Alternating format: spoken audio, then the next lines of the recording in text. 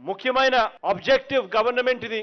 దీనివల్ల ఏమిటి అని అంటే ఈ స్పోర్ట్స్ ఆడిచ్చే కార్యక్రమం సచివాలయం స్థాయి నుంచి మొదలు పెడితే సచివాలయం స్థాయి, మండల్ స్థాయి, తర్వాత నియోజకవర్గ స్థాయి, దాని తర్వాత జిల్లా స్థాయి, దాని తర్వాత రాష్ట్ర స్థాయి, ఈ అన్ని స్థాయిల్లో కూడా ఈ పోటీలన్నీ కూడా నిర్వహించడం పడతాయి. ప్రభుత్వ ఉద్దేశం గ్రామాలలో ఉన్న ఆణిముత్యాలను, గ్రామ స్థాయిలో ఉన్న ముత్యాలను వెతకడం.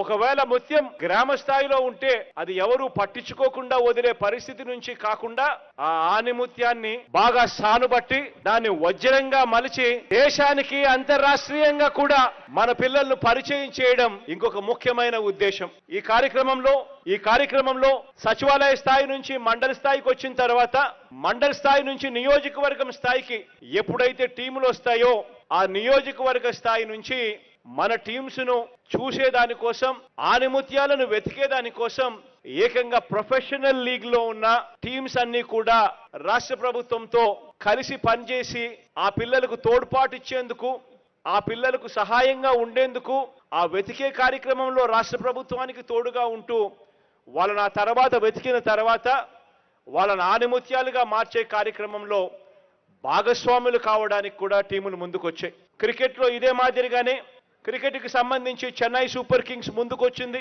ఆంధ్ర క్రికెట్ అసోసియేషన్ కూడా ఈ కార్యక్రమంలో ఆణిముత్యాలను వెతికే కార్యక్రమంలో వాళ్ళు కూడా ముందుకొచ్చారు.